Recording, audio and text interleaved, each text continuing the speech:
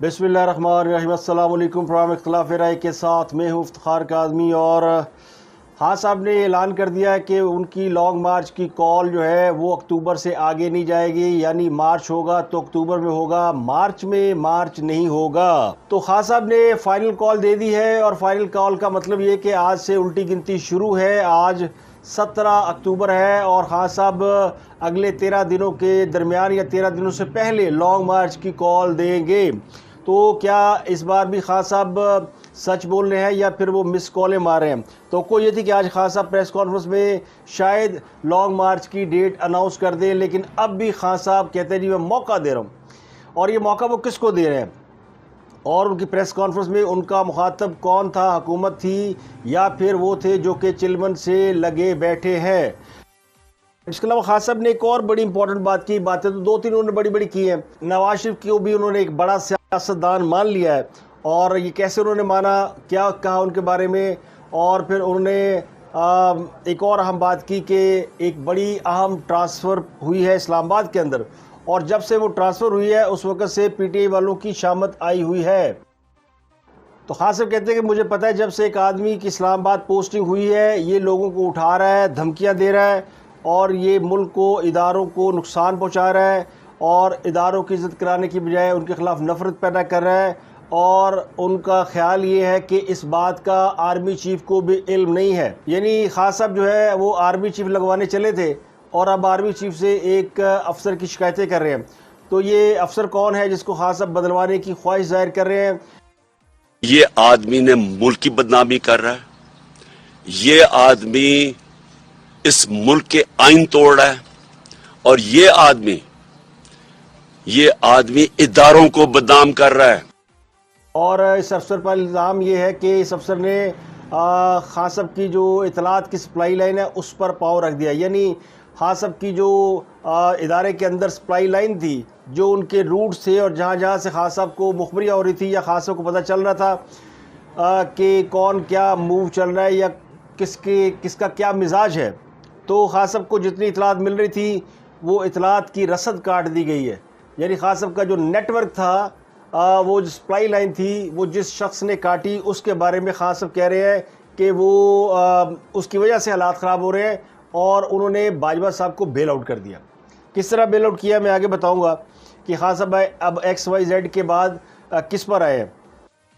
दूसरी बड़ी खबर ये है कि राना सलाउल्लाह ने पैगाम दिया है और सख्त पैगाम दिया है और उन्होंने कहा जी कि मेरा पैगाम ये है कि जीत का मतलब ये नहीं कि खान साहब इस्लामाबाद पर चढ़ाई का सोचें, लॉन्ग मार्च करने का सोचें, और अगर उन्होंने ऐसा सोचा और लॉन्ग मार्च की बजाय वायलेशन किया तो फिर वो कहते हैं जी बड़ा सख्त जवाब देंगे, जत्था कल्चर को प्रमोट नहीं होने देंगे। तो राना सलाउल्लाह की एक बार फिर यानी वार्निंग है खान साहब को कि वो लॉन्ग मार्च करने से बाज रहे, गुरेज करें, लेकिन खान साहब नहीं मान दे। खान साहब कहते मैं करूँगा। आज़म स्वाति के बारे में आपको बता दें कि आज़म स्वाति को बिलाखिर जो है वो अडयाला जेल भेज दिया गया और उनको अडयाला जेल में 14 रोज़ा रिमांड पर भेजा गया है, यानी जुडिशल रिमांड कर दिया गया उनका।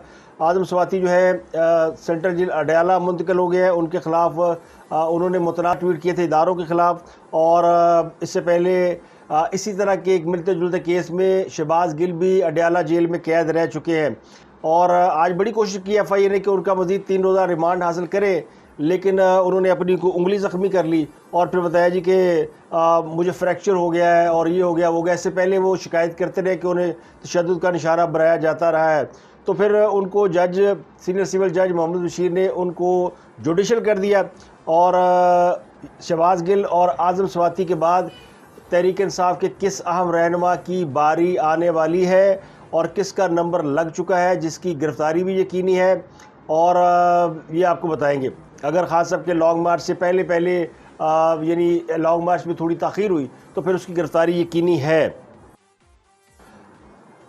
और शेर रशीद इन दिनों मुश्किलात का शिकार है। उन्हें लाल हवेली खाली करने का नोटिस आया तो वो अदालत चले गए और उन्होंने कहा जी कि ये कोई 9-0 नहीं है जिसे खाली करा लिया जाए। तो शेर साहब बड़े गुस्से में है, लेकिन एक तरफ से जान छूटती है, दूसरी तरफ से फंस जाती है। अब उन्हें FBR ने तलब कर लिया है और उसका नोटिस जारी कर दिया। इस नोटिस में कहा गया कि जी शेर रशीद साहब 21 अक्टूबर तक पेश हो और ज़ाती तौर पर आ जाएँ या वकील को भेज दें। उन्होंने 1 जुलाई 2020 ता 30 जून 2022 तक का जो टैक्स रिकॉर्ड है उनका वो दुरुस्त नहीं है, वो लेकर आए। और इससे पहले मतरूका वक्फ अमलाक ने शेर रशीद को जायदाद से बेदखली का नोटिस जारी किया था और 7 रोज़ में जगह खाली करने की उन्हें यानी नोटिस दिया था। और शेर रशीद ने इसको चैलेंज कर दिया अदालत में और उन्होंने कहा जी कि लाल हवेली जो है वो मेरी मलकियत है और मैं बड़े अरसे से इसके अंदर हूँ, वो ये कोई खाली नहीं करा सकता, ये नोटिस गैर कानूनी है। तो उन्होंने कहा जी सियासी इंतकामी कार्रवाई की गई है और 24 अक्टूबर को इस केस की दोबारा समाअत भी होनी है, लाल हवेली केस की भी। और इनके साथ एक और ख़बर आपको देता चलो, एतजाज़ अहसन के खिलाफ तौहीन अदालत की दरख्वास्त मंजूर हो गई है। इस्लामाबाद हाई कोर्ट ने ये दरख्वास्त एक्सेप्ट कर लिया है। अतर मिल्ला साहब मंगल के रोज़ इसकी समाअत करेंगे। एतजाज़ अहसन साहब ने इदारों और अदालत के बारे में कुछ मुतनाज़ा रिमार्क्स दिए थे और उनके खिलाफ कैप्टन रिटायर्ड सफदर ने दरख्वास्त की थी इस्लामाबाद हाई कोर्ट में तौहीन अदालत की। अतर मिल्ला साहब ने उस दरख्वास्त को एक्सेप्ट कर लिया है और कल एतजाज़ अहसन साहब जो है वो कोर्ट में पेश होंगे और उन पर तौहीन अदालत का मुकदमा चलेगा। तो कहते हैं ना, अब आया ऊँट पहाड़ के नीचे। एतजाज़ अहसन साहब भी बड़े वो इतराए फिरते थे। ये अलग बात है कि अतर मिल्ला साहब से किसी को भी तवक्को नहीं है और उनकी अदालत में जाने वाले फ़ैसले, ख़ासकर जिनका ताल्लुक़ इमरान खान से हो, उनके बारे में लोगों को पहले से प्रेडिक्शन होती है कि फ़ैसले क्या होंगे। लेकिन एतजाज़ अहसन साहब को भी शायद ही किसी अदालत ने तौहीन अदालत में मुझे तो याद नहीं पड़ता किस तरह बुलाया हो। और वकील उनका ख़ासा एहतराम किया जाता है, लेकिन वो कहते हैं ना, फिर जब आदमी की अकल माऊफ हो जाए, दिमाग शल हो जाए, तो फिर वो इस तरह की बहकी बातें करते हैं और फिर उनकी ज़ुबान पे जब काबू नहीं होता तो फिर अपनी ज़ुबान के इस बहकावे के नतीजे में वो फिर ख़ता खाते हैं और फिर उन्हें उसकी सज़ा भुगतना पड़ती है। तो एतजाज़ अहसन साहब की अदालत में पेशी मेरे लिए हैरान कुन बात है कि वो तौहीन अदालत में पेश होंगे। होना कुछ नहीं, सत्य खैर है, लेकिन वो कहते हैं ना, हत्था नहीं देती हैं फिर गंडा दंदा नाल खोलियाँ पैंदियां। और एतजाज़ अहसन जो कि पीपल्स पार्टी के बड़े मोतबर रहनुमा, पार्टी भी उन्होंने सोचे कि इसको निकाल दिया जाए, बंदा सानू जलील ही करांदा जिथे भी करांदा है। और उसकी वजह सिर्फ एक ही है, बुग़्ज़ नवाज शरीफ है। एतजाज़ अहसन साहब को नवाज शरीफ से खुदा वास्ते का बैर है और जब भी उनसे मुतल्लिक़ कोई बात होती है या कोई उनका फ़ैसला आता है तो वो फिर अपनी राय जो है ना, वन साइड राय देते हैं और उसकी बुनियाद पे या तो वो फिर सोशल मीडिया पर लोग उन्हें मुग़ल्लज़ात से नवाजते हैं, उनकी इज़्ज़त अफ़ज़ाई करते हैं और अब बाकायदा अदालतों ने उन्हें बुला लिया। तो कल खान साहब इलेक्शन जीते हैं, आज स्टॉक मार्केट गिर गई है। तो इसका मतलब ये कि खान साहब की फ़तह से सरमायाकार का एतमाद जो है मजरूह हो गया है और पिछले कई दिनों से स्टॉक मार्केट और डॉलर रुपया जो है बड़ा मुस्तहकम था, डॉलर गिर रहा था। लेकिन इसहाक डार साहब जैसे ही अमेरिका गए हैं तो डॉलर थोड़ा सा डिसबैलेंस हुआ है, लेकिन आज तो डॉलर का भट्टा ही बैठ गया ना। यानी जब ये ख़बर मिली मार्केट में लोगों को, सरमायाकारों को, कि जनाब इमरान खान साहब जीत गए हैं और लोग परेशान हो गया कि हुण फिर हाँ आ जाएगा, बड़ी मुश्किल ने जान छुड़ाई सी, फिर साढ़े गले पै गया, पहले ने बिजनेस का बेड़ा गर्क किया सी, हुण फिर कर देगा। तो अब लोगों की सोच है, ये रिफ्लेक्ट करता है, ये एक बैरोमीटर होता है कि किसका किस पर कितना कॉन्फिडेंस है। मार्केट का अगर इमरान खान साहब पे कॉन्फिडेंस होता तो मार्केट अप हो जाती। इसहाक डार साहब पे या मुस्लिम लीग नून पे मार्केट का कॉन्फिडेंस है कि जैसे इसहाक डार साहब पाकिस्तान वापस आए हैं तो मार्केट अप हो गई, डॉलर जो है वो गिर गया, रुपया अप हो गया। तो ये कॉन्फिडेंस सरमायाकार को जो पिछले दिनों मिला था वो अब इमरान खान साहब की जीत की वजह से वो डामाडोल हो गया। तो इसी से आप अंदाज़ा लगा लें कि यानी लोग क्या फील क्या करते हैं और वो क्या समझते हैं। बाकी गल्ला तो फिर गल्ला ही ना कि वो हम कह जी इमरान खान साहब को बड़े वोट पड़ गए और इमरान खान साहब जो वो 2/3 अक्सरियत लेकर इक़्तिदार में आ जाएंगे, जो कि नामुमकिन है। ये इलेक्शन अगर ना होते इमरान खान साहब के हक़ में उतना ही अच्छा होता। और जिस तरह वो 25 मई को एक्सपोज हुए थे, मुझे लगता है कि वो ये इलेक्शन में एक्सपोज हो गए हैं। और उनकी जो एक बना हुआ था कि वो बड़ा उनके जलसे में क्राउड आता है, तो अब जब भी इलेक्शन होंगे तो वो जनाब उड़ा के रख देंगे। लेकिन इलेक्शन पता चला जी 19वीं का मामला है, 19-20 का मुकाबला है और जीते कहाँ से, जहाँ उनकी अपनी हुकूमत है। तो हुकूमत वक्त 10,000 प्लस वोट से जीतना उसके लिए मुश्किल नहीं होता। पाकिस्तान का मैकेनिज़्म ही ऐसा है। तो ये धांधली का, मैं नहीं कहता धांधली हुई, लेकिन ये मैनेज हुआ है इलेक्शन, इसमें कोई शक नहीं है। लेकिन coming back to the top story, Imran Khan साहब का चूँकि बड़ा इंतजार था लोगों को वो क्या रिएक्ट करते हैं। एक तो उन्होंने रिएक्ट कर दिया कि जो वो एस्टेब्लिशमेंट से गुजारिश कर रहे हैं कि जनाब इलेक्शन करा दो। और वो मुखातब हुकूमत को करते हैं। प्रेस कॉन्फ्रेंस उन्होंने बाजार हुकूमत के हवाले से की, लेकिन वो कहते हैं ना कहना तीन सुनाना नूनू, तो वो दरअसल इस्टेबलिशमेंट को के आगे दरख्वास्त गुजारे कि जनाब हूँ तो मैं जीत गया, तो उसी कहने से मैं पॉपुलर नहीं गा, मैं तो सीटें भी मैंने जीत ली हैं, आपके बगैर भी मैंने इलेक्शन जीत लिया है। लोग कहते थे जी इस्टेबलिशमेंट के बगैर खास साहब इलेक्शन नहीं जीत सकते, तो अब तो मैंने जीत लिया, हूँ तो मैंने वारी दे दो। लेकिन अगले कहते हैं भाई तूने कौन सा इलेक्शन जीता है, वन साइडेड इलेक्शन, ना तुम्हारे मुखालिफिन ने कंपेन की, ना वहाँ कुछ जलसे जुलूस हुए, ना उनका कोई बड़ा लीडर जलसे में गया, ना उन्होंने इलेक्शन की तैयारी की। हाँ सब तो पिछले 6 महीने से इलेक्शन मूड में जा रहे हैं। 50-60 वो जलसे कर चुके हैं, हर शहर में जलसा करने चले जाते हैं। अगर उनके जलसों का आप अखराजात लगाएं तो कम से कम 20-22 अरब तो वो जलसों में खर्च कर चुके हैं, और इतना पैसा उनके पास कहाँ से आएगा? पूछेगा तो कोई साहब नहीं देगा, जो पूछेगा वो गद्दार होगा। अरसलान बेटा इसको गद्दारी से लिंक कर दो तो वो गद्दार कहलाएगा। तो इसी तरह खान साहब की जो प्रेस कॉन्फ्रेंस है उसका लुबेलबाब ये था कि एक तरफ वो करते हैं मिन्नतें तरले, दूसरी तरफ देते हैं धमकियाँ देते हुए हुकूमत को, मिन्नतें तरले वो करते हैं इस्टेबलिशमेंट के। दो बातें उन्होंने की, एक तो उन्होंने पहले बात की जी कि इलेक्शन कराओ वरना श्रीलंका की मिसाल याद रखो, और इस मरतबा लॉन्ग मार्च की तारीख जो है वो अक्टूबर से आगे नहीं जाएगा, कोई नहीं संभाल पाएगा। अब खान साहब का ख्याल ये है, और खान साहब कहते हैं जी कि मतलब यलगार होगी चारों तरफ से, जब लोग इस्लामाबाद में दाखिल हो रहे होंगे जोक दर जोक नारे मारते हुए, तो दुनिया नस जाएगी और ये सारे डरपोक है, ब्यूरोक्रेसी भाग जाएगी, हुकूमत भाग जाएगी, कैपिटल खाली हो जाएगा और हम यानी कब्जा कर लेंगे। ये ऐसी ख्वाहिश है जैसी नई दिल्ली पे यानी लाल किला पे परचम लहराने वाली, कि जी हम वो परचम लहरा देंगे। तो लहराया जा सकता है, लेकिन उसके लिए वो जज्बा चाहिए जो नहीं है। जिन लोगों ने परचम लहराना होता है वो फिर फांसियों पे चढ़ते हैं। खान साहब के पास तो वो मटेरियल ही नहीं है। खान साहब तो 25 मई को का जो तशद्दुद है वो ही नहीं भूल पा रहे, वही अल्लाह इतना मारा। और राना सवाला इस मरतबा वो जो है ज़ाहिर है वो ज़्यादा गुस्से में है, और वो उसको कहता है जनाब अब खान साहब ने जो पैगाम दिया ना कि कोई संभाल नहीं पाएगा, ये पैगाम हुकूमत के लिए नहीं है। वो कहते हैं लोग निकलेंगे कोई संभाल नहीं पाएगा, तो ये पैगाम वो दे रहे हैं एस्टेब्लिशमेंट को। तो ये यानी खान साहब का जो खान साहब के को जो लेकर आए थे उनका जो प्रोजेक्ट था, प्रोजेक्ट खान, वो उनके गले वापस पड़ गया और वो हत्ते से उखड़ गया कि मैं उन ताल्लुक पहनागा, यानी वो जो उसको पाल पोस के बड़ा किया वो अब आपके गले को आ रहा है। तो साथ ही उन्होंने कहा जी कि मुझे पता है कि एक आदमी की इस्लामाबाद जब से पोस्टिंग हुई है ये लोगों को उठा रहा है, धमकियां दे रहा है, ये इंसान मुल्क को नुकसान पहुंचा रहा है, ये आदमी इज़्ज़त कराने के बजाय इदारों को बदनाम कर रहा है, और इसने जब से ये आए हैं लोगों पे तशद्दुद के वाक़यात हुए हैं और फलाना है, ये वो इस तरह की बातें उन्होंने की। जो आदमी जिम्मेदार है इसका, मुझे पता है कि जब से एक आदमी की पोस्टिंग हुई है इस्लामाबाद में इस तरह की चीजें होनी शुरू हो गई हैं। उसके ये जो सारे तशद्दुद के केस हैं जब से वो यहां आया तब से हुआ है, इसके खिलाफ एक्शन लेना चाहिए।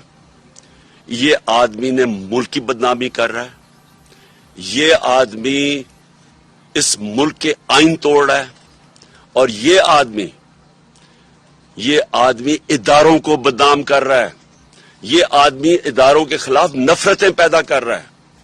और इसने अगर आर्मी चीफ को खुश करने की कोशिश की है, और मुझे पूरा यकीन है ये आर्मी चीफ को नहीं पता होगा कि ये जो हुआ है इसने नुकसान पहुंचाया है, और मैं आज डिमांड करता हूं कि इसके ऊपर एक्शन लिया जाए।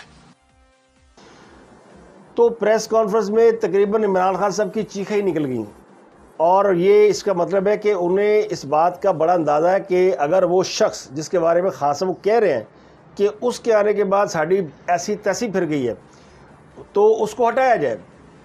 तो जब तक वो शख्स नहीं हटेगा खान साहब लॉन्ग मार्च नहीं करेंगे, क्योंकि फिर वो कहते ना पता तो है ना उन्होंने कि एक तो राना सराल है, दूसरी तरफ वो शख्स है। अब वो जो शख्स जिसकी तरफ वो इशारा कर रहे हैं वो सबको पता कौन है, लेकिन हमारी चूँकि मजबूरी होती है कि हम बग़ैर सबूत के कोई बात नहीं कर सकते। अंदाज़ा ये है कि ये खुद PTI के लोग कह रहे हैं कि ये जी ISI का कोई इंटरनल विंग है, उसके हेड है और ये मेजर जनरल है। उन पर ये इल्ज़ाम लगाया जा रहा है कि वो जब से आए हैं तब से उन्होंने खासा हाथ सख्त रखा हुआ है, और उससे पीटीआई वालों की फैंटियाँ लग रही हैं। ये जो सोशल मीडिया पे लोग पकड़े गए, ये जो फ़ौज के खिलाफ कंपेन चला रहे थे, और वो भी कारनामा उन्हीं का है कि उन्होंने ढूंढ ढूंढ के वो लोग निकाले जो कि पाक फ़ौज के ख़िलाफ़ मज़मूम मुहिम चला रहे थे। फिर उन लोगों से जो उनकी जो वीडियोस आई जिन्होंने अपॉलॉजी की, उनके में भी उनका नाम आ रहा है। फिर ये कहा जा रहा है कि फ़ौज के अंदर जो लोग खास साहब के लिए मुखबरी कर रहे थे या खास साहब के लिए कोई हमदर्दी रख रहे थे, मुखबरी ना करें, चले हमदर्दी थे, जो इधर की बातें उधर कर रहे थे, उनका नेटवर्क भी तोड़ने में इन्हीं मेजर हाथ है। और फिर तीसरा इल्ज़ाम जो कि बाहर बैठे हुए लोग लगा रहे हैं, वो ये कह रहे हैं कि ये कंपेन कर रहे हैं नए आर्मी चीफ की, जनरल आसिम मुनीर की, कि उनको आर्मी चीफ बनाया जाए। तो ये नेक्सस पूरा एक बनता है जिसपे आज खान साहब बड़े तपे हुए थे कि जनाब वो कौन है, उसको हटाया जाए। जब से ये शख्स है, हिम्मत नहीं की। खान साहब इतने बहादुर है, अमेरिका से लड़ जाऊंगा, अमेरिका का नाम नहीं लेना, फलाना नाम नहीं लेना, उनके बंदे नाम ले रहे हैं सारे। खान साहब के मुंह से नाम नहीं निकल रहा कि ये शख्स जब से आया, ये शख्स, खान साहब ने नाम लेना ही नहीं, ले ही नहीं सकते। उन्हें पता कि जिस दिन मैं नाम लेता मेरी शामत आ जाएगी। अभी तो एक्सक्यूज़ है ना, वो प्रेस कॉन्फ्रेंस में एक्सक्यूज़ कर रहे थे कि देखिए बाजवा साहब को तो उसका पता भी नहीं होगा कि जो कुछ हो रहा है। यानी उन्होंने बाजवा साहब को बेल आउट कर दिया कि पीटीआई वालों जो ताड़े ना होंदा रहा है, ऐसा बाजवा साहब ना कोई ताल्लुक नहीं। पहले वो कहते थे mister X, mister Y, mister Z, और अब वो कह रहे ये आदमी, यानी अब क्या हो सकता है। और ये यानी अब ये बाजवा साहब के हवाले से तो नरम हो गए। यानी जो लोग समझ रहे हैं कि सब कुछ बाजवा साहब करा रहे हैं, जनरल साहब करा रहे हैं, या वो जो जनरल नदीम अंजम साहब वो करा रहे हैं, तो पता चला कि वो नहीं करा रहे, ये कोई और आदमी है, ये आदमी है, ये कोई और आदमी है, ये आदमी है। तो वो आदमी है, अगर आप जाएंगे सोशल मीडिया पे आपको नाम मिल जाएगा। तो मैं इसलिए नाम नहीं लेना कि फिर वो मेरी जिम्मेदारी हो जाएगी कि मैंने उनको ही यानी मेंशन कर दिया। लेना नाम, लीडर ले नाम, जो कहते हैं मैं बड़ा बहादुर हूँ, बड़े इलेक्शन जीते हैं, वो ले नाम। फे से नाम शुरू होता है ना, ले नाम। तो नहीं लेंगे नाम। अब खास साहब लॉन्ग मार्च करेंगे या नहीं करेंगे, ये वो कहते हैं मैं करूँगा, मैं बाज नहीं आना। यानी मैं, वो कहते हैं कि आप बैल मुझे मार या उड़ता तीर लेना, उन्होंने लेना ही लेना है। और उनके पास वो प्रेशर बिल्ड कर रहे हैं। तो चले अगले, इसको कहते हैं उल्टी गिनती शुरू हो गई। मैं तो कहता हूँ जी चलें, जिसको अब हम फाइनल काउंटडाउन कह लेते हैं। मान लेना खान साहब ने ऐसा मिस कॉल नहीं थी, सही किया कि अक्टूबर में ही मार्च होगा। फिर उन्होंने आज ये भी कहा कि नया आर्मी चीफ जो है वो नवाज शरीफ और जरदारी को नहीं लगाना चाहिए। तो वो कहाँ लगा रहे हैं भाई, शहबाज शरीफ लगा रहा है। जरदारी साहब तो मशवरा देंगे ना, नवाज शरीफ साहब तो फैसला करेंगे। फैसला हो चुका है। ये पिछले दिनों जो कहा गया जी शहबाज शरीफ की मुलाकात हुई 5 घंटे जनरल कमर जावेद बाजवा से, तो उसमें ये हो गया नया आर्मी चीफ डिसाइड और फैसला हो गया नई हुकूमत। कुछ भी नहीं हुआ था। सिर्फ ये तय हो रहा था कि जो स्वात के हालात ख़राब है, क्या वहाँ पे मार्शल लगाया जाए, खैबर पख्तूनख्वा में गवर्नर राज लगाया जाए, गवर्नर राज लगाकर वहाँ पे कुछ किया जाए, मार्शल नहीं लगाया जाए। तो उसकी मुखालफत की गई। उन्होंने कहा नहीं हम इसको take care, will take care, कोई प्रॉब्लम नहीं, गवर्नर राज लगाने की जरूरत नहीं है, हम खैबर पख्तूनख्वा के हालात को कंट्रोल कर लेंगे। तो बात ख़त्म हो गई। और पीटीआई वालों ने रोला डाला हुआ था, ये हो गया वो हो गया, बड़े फैसले हो गए, बड़े फैसले हो गए। और भाई फैसला हो चुका है, फैसला नवाज शरीफ की तरफ से हो चुका है, फैसला सीनों में महफूज है, वक्त आएगा रिवील हो जाएगा। तो खास साहब अक्टूबर से आगे इसलिए नहीं जा रहे कि वो फिर अपने उनके जो कोच है उनको लगवाना चाहते हैं। तो वो जाहिर है वो अगर ये नहीं करेंगे तो फिर कोच, वो अगर उन्होंने हाथ हटा लिया कोच ने, तो ये तो बिल्कुल ही यतीम हो जाएगा। तो उसको खुश रखना है, क्योंकि एक ही तो आसरा रह गया है और एक ही उम्मीद की किरण है कि अगर वो रह गए तो बचत हो जाएगी। हाँ सर, प्रेस कॉन्फ्रेंस में ये भी कहा है कि नवाज शरीफ वापस आए, मैं उनका मुकाबला करना चाहता हूँ। मान लिया ना कि मुकाबला नवाज शरीफ ना लिए, और अगर नवाज शरीफ इस कैंपेन में होते जिसमें खासतौर पर इलेक्शन लड़े हैं, तो फिर वो कहानी डिफरेंट होती। मरियम ही कम अज़ कम कैंपेन कर देती। मरियम ने भी इस इलेक्शन के अंदर कोई पार्टिसिपेशन नहीं की, और कहा यार ये कोई इलेक्शन ही नहीं है, ये तो इमरान मजाक कर रहा है, इमरान से क्या मुकाबला हमारा। तो उन्होंने दूसरे लफ्ज़ों में इमरान खान को चड्डी करा दी है। तो अब वो कहते हैं जी इमरान खान से वो 3-4 उन्होंने लंबी छोड़ी ना, आज एक और लंबी छोड़ी उन्होंने। और जी बैकडोर चैनल हो रहे हैं, मज़ाकरात पता नहीं हो रहे हैं कि नहीं हो रहे, क्लैरिटी नहीं है। फैसला नवाज शरीफ ने करना है, और नवाज शरीफ जो वो जल्दी इलेक्शन नहीं चाहते। मन्ने है ना, नवाज शरीफ ही फैसला करता है। और जो नवाशी फैसला करेगा इलेक्शन वो नहीं होंगे। ऐ तो खासा ने मन लिया ना, गोटे गिड्डे जोड़ के मन लिया तो बाप बाप ही होता है। वो जितना मर्जी बच्चा उछल कूद कर ले, जितना मर्जी वो हीरो बन जाए, वो बाप बाप ही होता है। तो अब तक के लिए इतना ही। आपसे मुलाकात होती है अगले व्लॉग में। अपना गिरदोनवा के लोगों का बहुत ख्याल रखिए।